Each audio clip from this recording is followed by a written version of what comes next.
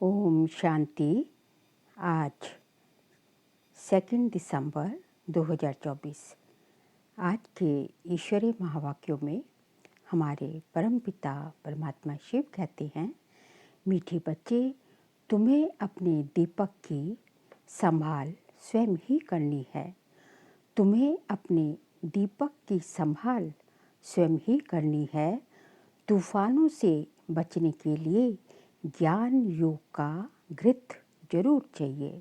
हमारा दीपक क्या है? हमारा आत्मा रूपी दीपक की बाप बात कर रहे हैं। बाबा कह रहे हैं तुम्हारा जो आत्मा रूपी दीपक है वो जलता रहे, उसके लिए उसमें ज्ञान और योग का घृत चाहिए। फिर प्रश्न है, कौन सा पुरुषार्थ गुप्त बाप से गुप्त वर्षा दिला देता है? उत्तर है, अंतर्मुख अर्थात चुप रहकर बाप को याद करो तो गुप्त वर्षा मिल जाएगा।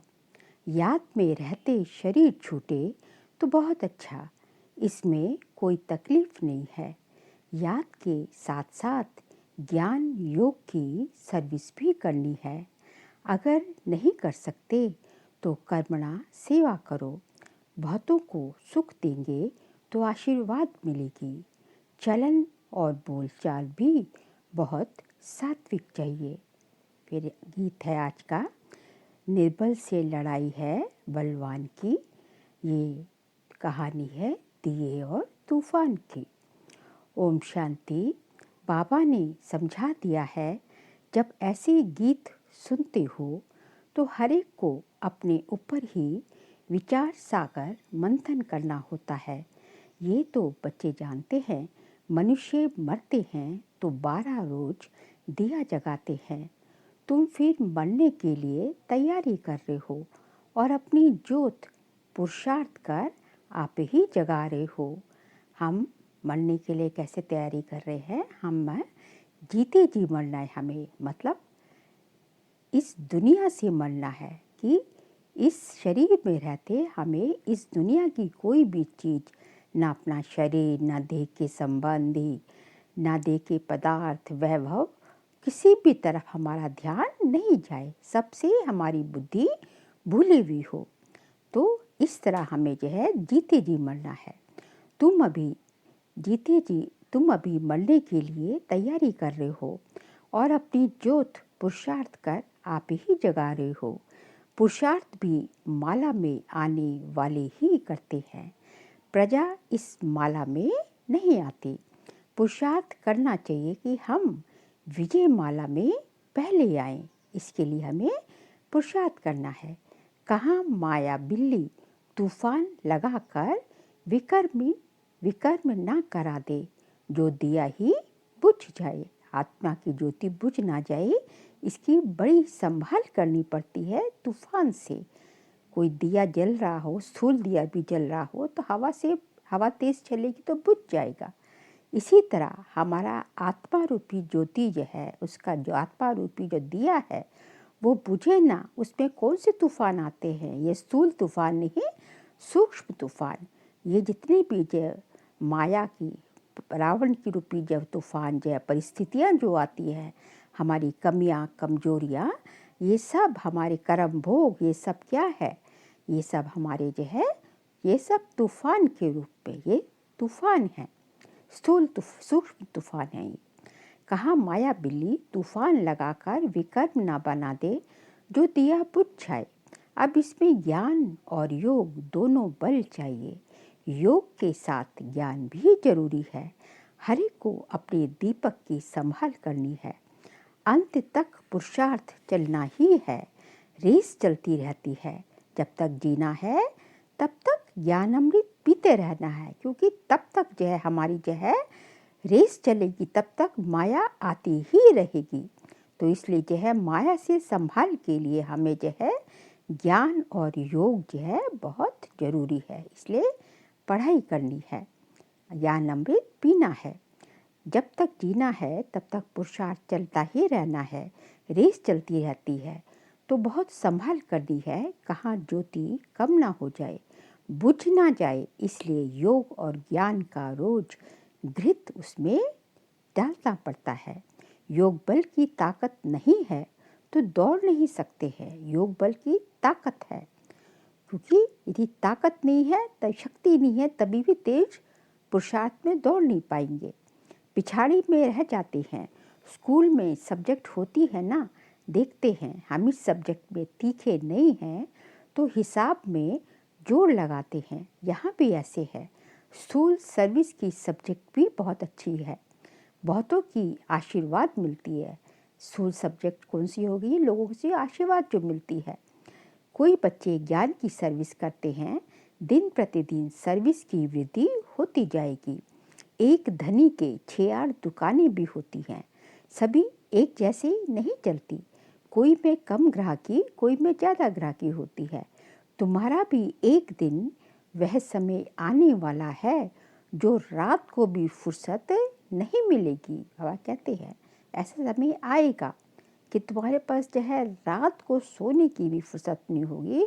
तुम्हें उस टाइम भी लोगों को जो है अपने योग से, अपनी वाइब्रेशन से सेवा करनी पड़ेगी। सबको पता चलेगा कि ज्ञान सागर बाबा आया हुआ है। अविनाशी ज्ञान रत्नों से झोली भरते हैं। फिर बहुत बच्चे आएंगे, बात मत पूछो, एक दो को सुनाते हैं ना। यहाँ यह वस्तु बहुत अच्छी सस्ती मिलती है। ये बाबा किसकी बात कर रहे हैं? स्थूल की बात कर रहे हैं कि यदि कोई दुकान सस्ती हो तो उसकी जो है बहुत मार्केटिंग होती है ना, कि यहाँ ये चीज़ बड़ी सस्ती मिलती है। इसी तरह जहाँ ज्ञान अच्छा मिलेगा, जहाँ योग अच्छा मिलेगा, तो उसकी जो है बहुत उस आत्मा की, उस जगह की बहुत प्रसिद्धि हो जाएगी, पॉपुलैरिटी हो जाएगी। तुम बच्चे भी जानते हो ये राजयोग की शिक्षा बहुत सहज है। सबको इस ज्ञान रत्नों का मालूम पड़ जाएगा तो आते रहेंगे। तुम ये ज्ञान और योग की सर्विस करते हो। जो ये ज्ञान योग की सर्विस नहीं कर सकते तो फिर कर्मणा सर्विस की भी मार्क्स है। जो है ज्ञान नहीं दे सकता, योग नहीं सिखा सकता, तो उसको कर्मणा सर्विस करनी है, काम करना है, काम करके सर्विस करनी है। सभी की आशीर्वाद मिलेगी, एक दो को सुख देना होता है। ये तो बहुत बहुत सस्ती खान है। ये अविनाशी हीरे जवाहरों की खान है। 8 रत्नों की माला बनाते हैं ना, पूछते भी हैं 8 रत्नों की बनाते हैं ना, परंतु किसको पता नहीं है कि ये माला किसकी बनी हुई है। तुम बच्चे जानते हो कैसे हम ही पूज्य सो पुजारी बनते हैं। ये बड़ी वंडरफुल नॉलेज है जो दुनिया में कोई नहीं जानता। अभी तुम लकी स्टार्स बच्चों को ही निश्चय है। किस बात का निश्चय है? कि हम स्वर्ग के मालिक थे, अभी हम कहाँ हैं? अभी नर्क के मालिक बन पड़े हैं। स्वर्ग के मालिक होंगे तो पुनर्जन्म भी वहाँ ही लेंगे, स्वर्ग में ही लेंगे। वहाँ स्वर्ग के मालिक बनेंगे तो रीबर्थ भी स्वर्ग में ही मिलेगा। अभी फिर हम स्वर्ग के मालिक बन रहे हैं, उसी के लिए हमारी पुरुषार्थ चल रहा है। तो ब्राह्मणों को ही इस संगम युग का पता है। दूसरी और सारी दुनिया तो अभी कहाँ है? कलयुग में है। जिनको ज्ञान का नहीं पता, जिनको भगवान का नहीं पता, वो तो कलयुग में है। और जिनको भगवान का कि कौन हमारी धरती पे किसका अवतरण हुआ है, किस लिए हुआ है, क्या कर रहा है, वो जिसको ये ज्ञान है, उसके लिए ये कलयुग ही संगम युग में बदल गया। युग तो अलग अलग है ना। सतयुग में होंगे तो पुनर्जन्म सतयुग में लेंगे। अभी तुम संगम युग पर हो।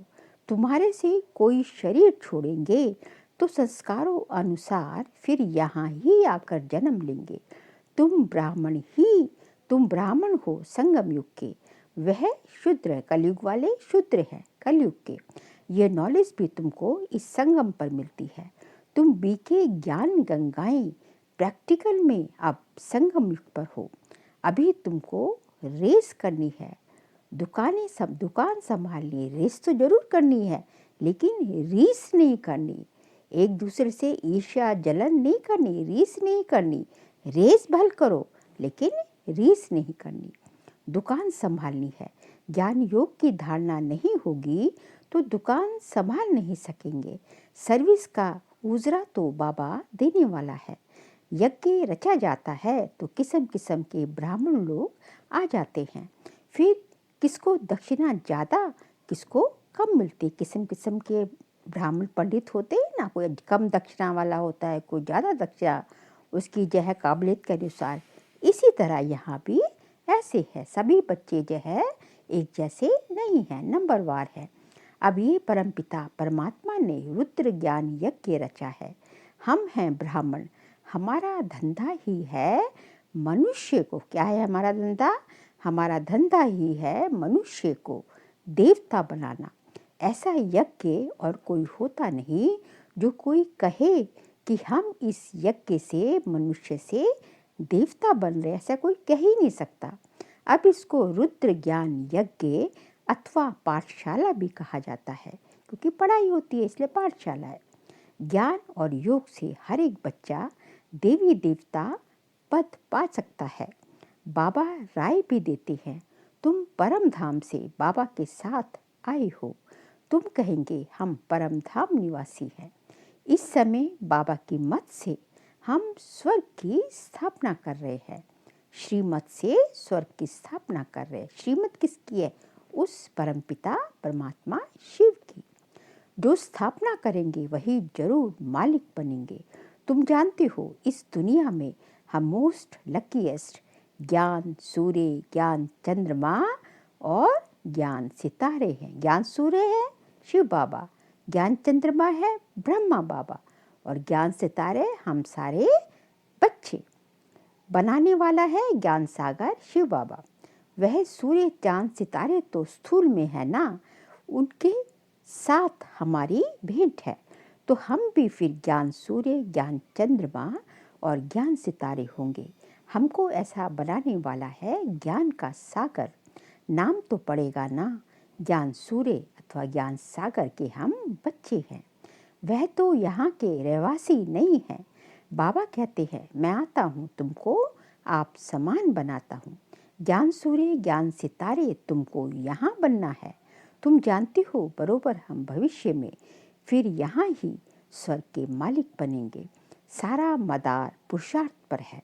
हम माया पर जीत पाने के वॉरियर्स हैं। हम कौन हैं? युद्ध स्थल पर हैं हम। हमारी माया से लड़ाई है। वो लोग फिर मन को वश करने के लिए कितने हठ आदि करते, हठ योग वगैरह सिखाते हैं ना। तुम तो हठ योग आदि कर ना सको। बाबा कहते हैं तुमको कोई तकलीफ आदि नहीं करनी है। सिर्फ कहता हूँ तुमको मेरे पास आना है, इसलिए मुझे याद करो। मैं तुम बच्चों को लेने आया हूँ। ऐसे और कोई मनुष्य कह ना सके। भले अपने को ईश्वर कहें, ईश्वर कहने वाले अपने को बहुत हैं, परंतु अपने को जो ऐसा कोई नहीं कह सकता कि मैं तुम सबको लेने आया हूँ। अपने को गाइड कह ना सके। बाबा कहते हैं मैं मुख्य पंडा कालों का काल हूँ। बाबा शिव बाबा कालों का काल, सबको उसके साथ जाना है। एक सत्यवान सावित्री की कहानी है ना, उनका जिस्मानी लव होने के कारण दुखी होती थी। तुम तो खुश होते हो। मैं तुम्हारी आत्मा को ले जाऊंगा। शरीर तो सबके यहीं जल मर जाएंगे, खत्म हो जाएंगे, लेकिन बाबा सब आत्माओं को ले जाएंगे।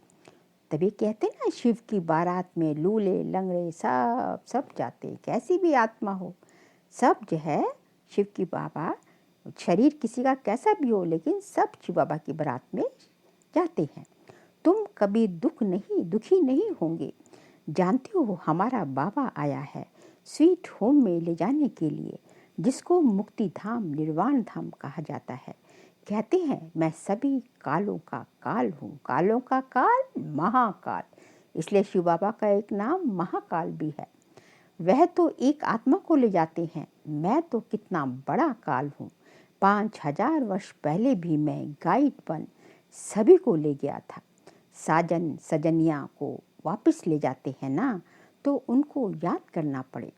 तुम जानते हो अभी हम पढ़ रहे हैं, फिर यहाँ आएंगे, पहले स्वीट होम जाएंगे, फिर नीचे आएंगे। किस लिए आएंगे? पार्ट बजाने। तुम बच्चे स्वर्ग के सितारे ठहरे, आगे नर्क के थे। सितारे बच्चों को कहा जाता है। लकी सितारे नंबरवार पुरुषार्थ अनुसार हैं। तुमको दादी की मिल्कियत मिलती है, खान बड़ी ज़बरदस्त है और ये खान एक ही बार निकलती है। कब निकलती है? इस संगम युग पर। वह खानियाँ तो बहुत हैं, निकलती रहती हैं। कौन सी? स्थूल वाली, सोने चांदी हीरे वाली तो निकलती रहती, कई बार निकलती हैं। लेकिन ये खान केवल संगम पर ही बाबा आते हैं, परमात्मा का अवतरण होता है और तभी ये ज्ञान रत्नों की खान निकलती है। कोई बैठ ढूंढे तो बहुत है, यह तो एक ही बार एक ही खान मिलती है, अविनाशी ज्ञान रत्नों की। वह किताब तो बहुत है, परंतु उनको रत्न नहीं कहेंगे। बाबा को ज्ञान सागर कहा जाता है। अविनाशी ज्ञान रत्नों की निराकारी खान है। इन रत्नों से हम झोलियाँ भरते जाते हैं। तुम बच्चों को खुशी होनी चाहिए। हर एक को फकुर भी होता है। दुकान पर धंधा ज़्यादा होता है तो नामाचार भी होता है। यहाँ प्रजा भी बना रहे हैं तो वारिस भी बना रहे हैं। यहाँ से रत्नों की झोली भरकर फिर जाए दान देना है। बाबा कह रहे हैं यहाँ से, कहाँ से? उस टाइम मधुबन की बात चल रही है कि मधुबन से रत्नों की झोली भरकर फिर जहाँ जाओ तुम सेवा करने, वहाँ उनको दान देनी है ज्ञान रत्न। परमपिता परमात्मा ही ज्ञान सागर है जो ज्ञान रत्नों से झोली भरते हैं। बाकी वह समुद्र नहीं जो दिखाते हैं, रत्नों की थाली भर भर कर देवताओं को देते हैं। दिखाया है ना, जब समुद्र मंथन होता है तो देवताओं को भर भर कर जो है रत्नों की थाली मिलती। ये सिंबॉलिक दिखाया है, ये अभी का है। ये अभी का है कि कैसे परमात्मा जो है ज्ञान रत्नों की थालियां भर भर कर जो है, जो भावी देवी देवता है, जो हम बच्चे देवी देवता बनेंगे, इन ज्ञान रत्नों से उनको देते हैं। उस सागर से रत्न नहीं मिलते, ये ज्ञान रत्नों की बात है। ड्रामानुसार फिर तुमको रत्नों की खानियाँ भी मिलती है। अभी ज्ञान रत्न मिलते हैं और फिर सतयुग में, सतयुग त्रेता में हमें दूसरे वाले रत्न भी, हीरे, सोना चांदी हीरा सब मिलेगा। वहाँ ढेर हीरे जवाहरात होंगे जिससे फिर भक्ति मार्ग में मंदिर आदि बनते हैं। अर्थक्वेक आदि होने से सब अंदर चले जाते हैं। जब विनाश होगा तो सब भूचाल, अर्थक्वेक, जितना भी प्राकृतिक आपदाएं आएंगी उससे सब नीचे चला जाएगा। और फिर जो है सतयुग में, वो जब उथल पुथल के बाद जब सतयुग बनेगा तो सब उसकी ऊपर सरफेस पे आ जाएगा। वहाँ महल आदि तो बहुत बनते हैं, एक नहीं, यहाँ भी राजाओं की कंपटीशन होती है बहुत। तुम बच्चे जानते हो, हूबहू कल पहले जैसा मकान बनाया था वैसा ही फिर मकान बनाएंगे। वहाँ तो बहुत सहज मकान आदि बनते होंगे। साइंस बहुत काम देती है। कहाँ? सतयुग की बात हो रही है। परंतु वहाँ साइंस अक्षर नहीं होगा।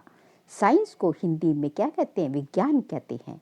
आजकल तो विज्ञान भवन भी नाम रख दिया है। विज्ञान अक्षर ज्ञान के साथ भी लगता है।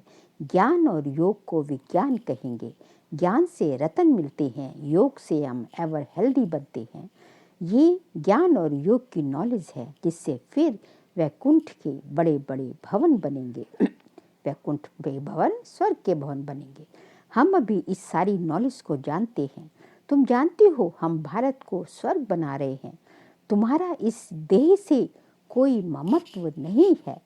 हम आत्मा इस शरीर को छोड़ स्वर्ग में जाकर नया शरीर लेंगे। वहाँ तो सब चीज़ A1 सतो प्रधान मिलेगी, क्योंकि वहाँ प्रकृति सतो प्रधान, 5 तत्व सतो प्रधान, तो 5 तत्वों से बना हुआ शरीर भी सतो प्रधान होगा। वहाँ भी समझते हैं एक पुराना शरीर छोड़ जाए नया लेंगे, वहाँ कोई दुख व शोक नहीं होगा।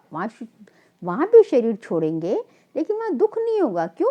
वहाँ पूरी 150 साल जी कर, और उससे शरीर छोड़ने से पहले तुम्हें पता चलेगा, तुम्हें साक्षात्कार होगा कि तुम कहाँ जाकर जन्म ले रहे हो, कब कहाँ किस घर में जा रहे हो। तो ये सब कुछ हो के तुम शरीर छोड़ोगे, इसलिए कोई दुख की बात नहीं। वहाँ कोई दुख या शोक नहीं होता। नया शरीर लें तो अच्छा ही है।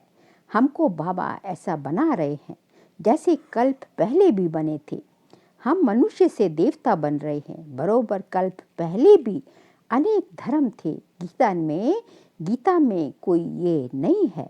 गाया जाता है, आदि सनातन देवी देवता धर्म की स्थापना किसने करी? ब्रह्मा द्वारा हुई।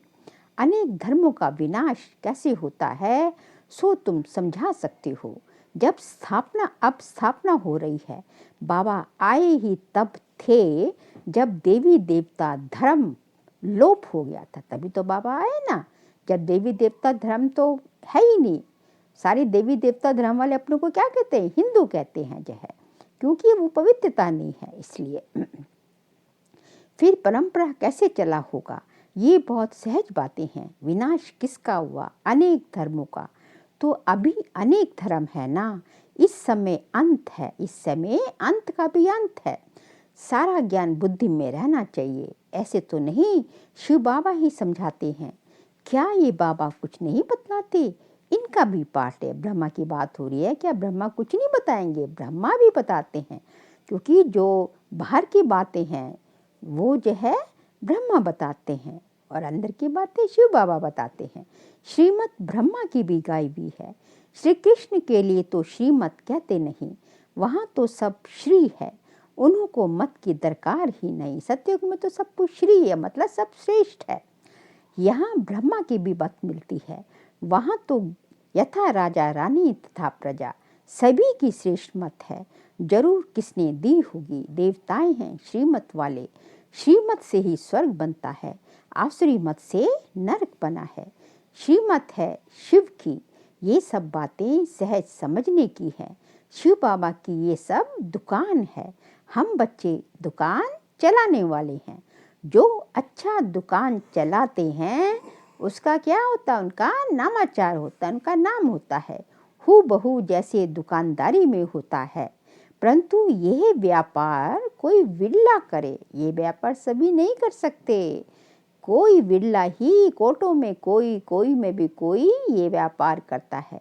व्यापार तो सभी को करना है। छोटे बच्चे भी ज्ञान और योग का व्यापार कर सकते हैं। शांति धाम, छोटे बच्चे भी ज्ञान और योग, शांति धाम और सुख धाम बस बुद्धि में उनको याद करना है। वो लोग राम राम कहते हैं, यहाँ चुप होकर याद करना है ना। मुख से कुछ नहीं जपना, यहाँ शिव शिव शिव शिव नहीं करना। बस मन ही मन सिमर सिमर सुख पाओ।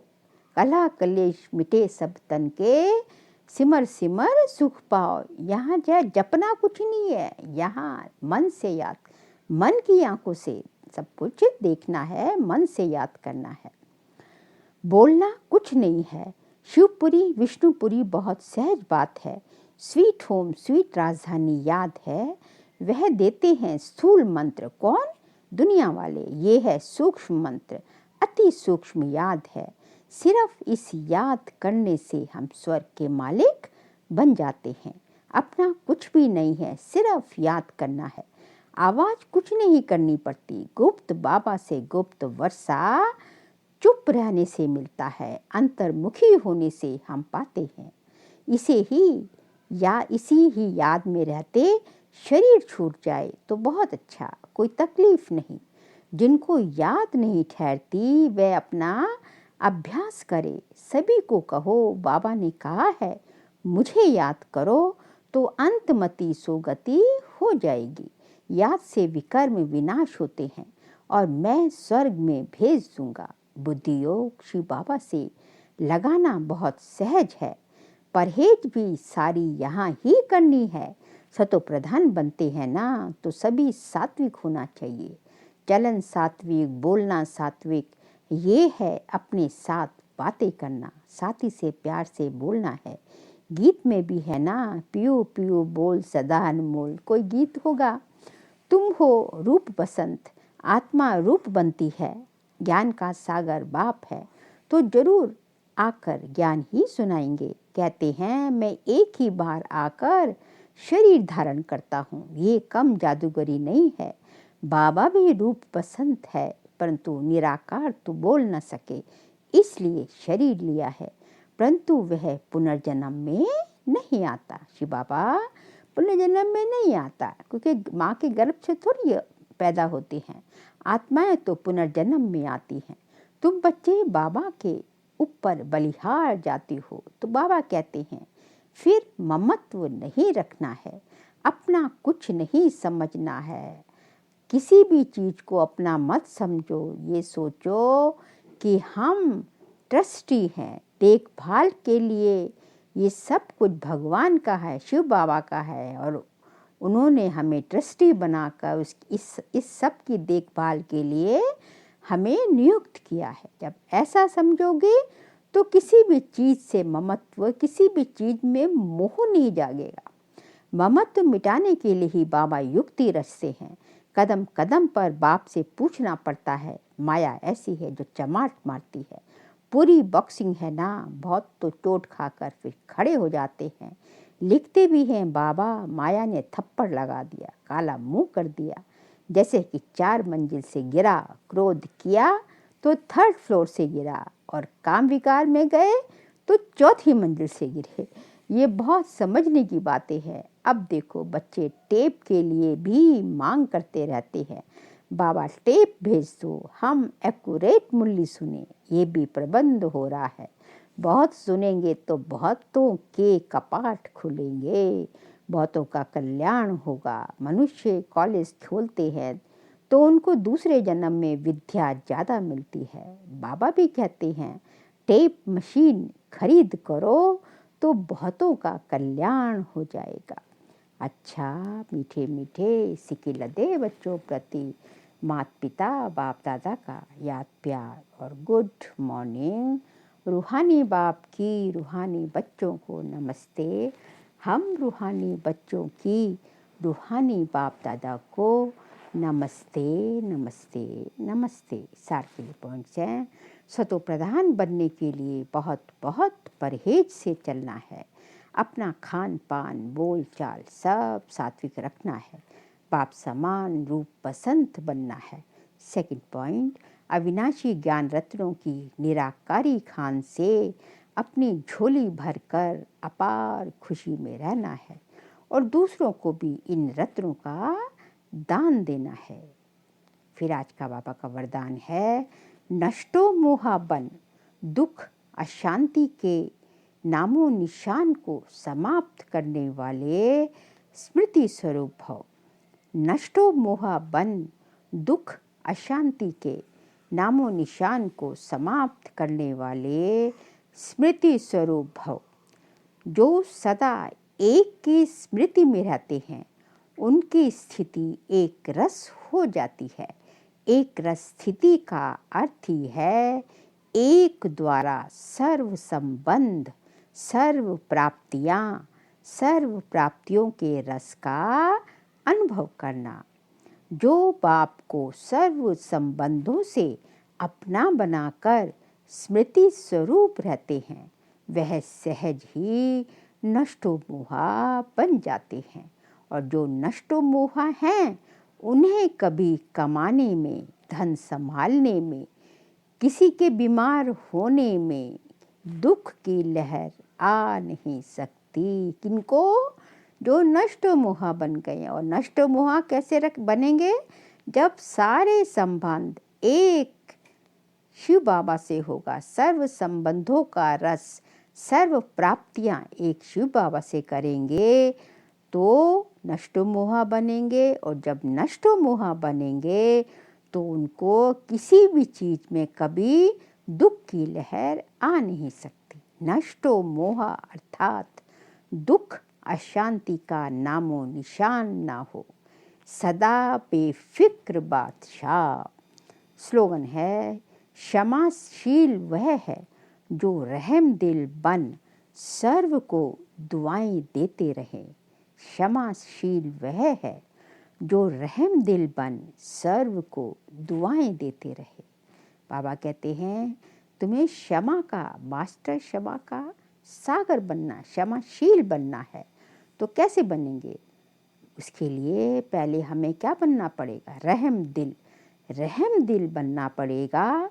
तो उसके रहम दिल के कारण जो है, चाहे कोई कैसा भी हो, किसी ने तुम्हें गाली भी दी हो, किसी ने तुम्हारे साथ कुछ गलत भी करा हो, तो ये सोचकर कि ये जो है आत्मा जो है परवश है, ये आत्मा कमज़ोर है, इस आत्मा को शक्ति की ज़रूरत है, यदि ये दिमाग में आ जाए कि ये विकारों के वश है, परवश है, इसलिए उस पर रहम आए, तो फिर तुम उसको भी उसकी बात पे गुस्सा नहीं करोगे, क्रोध नहीं करोगे, उसको क्षमा कर दोगे। तो जब यदि क्षमा कर दोगे तो नेचुरली फिर उससे तुम्हें दुआएं तो मिलेगी ना। तो इसलिए क्षमाशील बनना है, तो सबके प्रति रहम की भावना, दिल जो है तुम्हारा रहम से भरा होना चाहिए। अच्छा, ओम शांति।